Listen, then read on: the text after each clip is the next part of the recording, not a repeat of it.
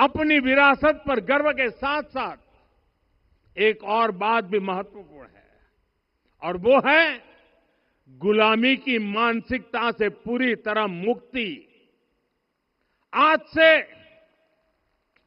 190 साल पहले 190 साल पहले साल 1835 में 1835 में मैकाले नाम के एक अंग्रेज ने भारत को अपनी जड़ों से उखाड़ने के बीज बोए थे।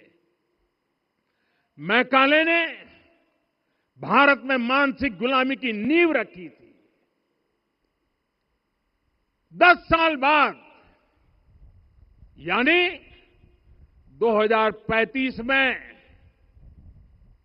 उस अपवित्र घटना को 200 वर्ष पूरे हो रहे हैं। कुछ दिन पहले ही मैंने एक कार्यक्रम में आग्रह किया था कि हमें आने वाले 10 वर्षों तक उस 10 वर्षों का लक्ष्य लेकर चलना है कि भारत को गुलामी की मानसिकता से मुक्त करके रहेंगे। साथियों, सबसे बड़ा दुर्भाग्य यह है कि मैकाले ने जो कुछ सोचा था उसका प्रभाव कहीं व्यापक हुआ। हमें आजादी मिली, लेकिन हीन भावना से मुक्ति नहीं मिली। हमारे यहां एक विकार आ गया कि विदेश की हर चीज, हर व्यवस्था अच्छी है और जो हमारी अपनी चीजें हैं उनमें खोट ही खोट है। साथियों, गुलामी की यही मानसिकता है जिसने लगातार यह स्थापित किया। हमने विदेशों से लोकतंत्र लिया।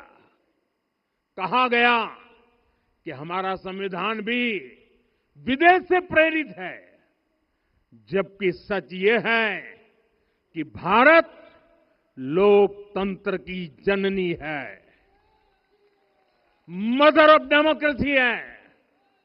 लोकतंत्र हमारे डीएनए में है। साथियों, अगर आप तमिलनाडु जाएंगे तो तमिलनाडु के उत्तरी हिस्से में उत्तीर मेरूर गांव है। वहां हजारों वर्ष पहले का एक शिलालेख है।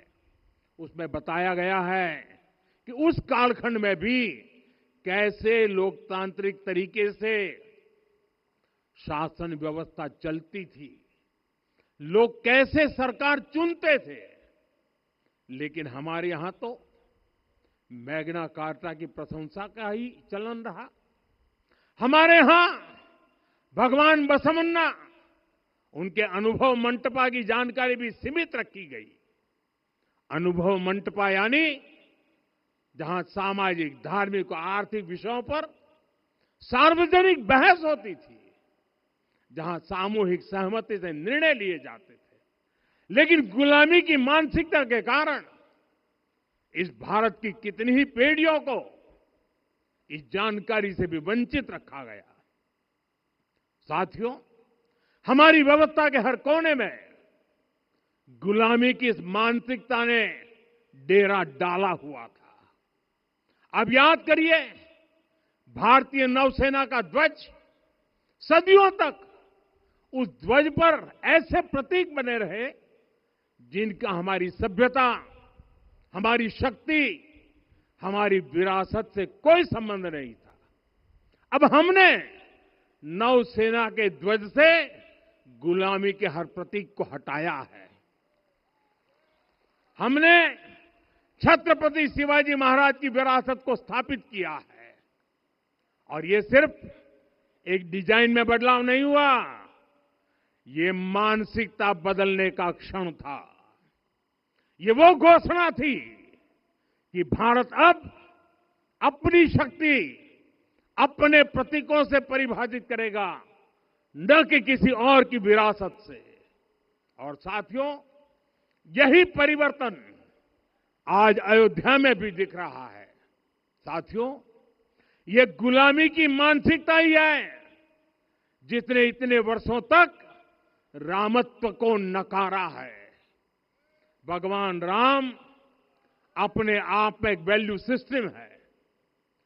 ओरछा के राजा राम से लेकर रामेश्वरम के भक्त राम तक और शबरी के प्रभु राम से लेकर मिथिला के पाहुन राम जी तक भारत के हर घर में, हर भारतीय के मन में और भारतवर्ष के हर कण कण में राम है। लेकिन गुलामी की मानसिकता इतनी हावी हो गई कि प्रभु राम को भी काल्पनिक घोषित किया जाने लगा। साथियों, अगर हम ठान ले अगले 10 साल में मानसिक गुलामी से पूरी तरह मुक्ति पा लेंगे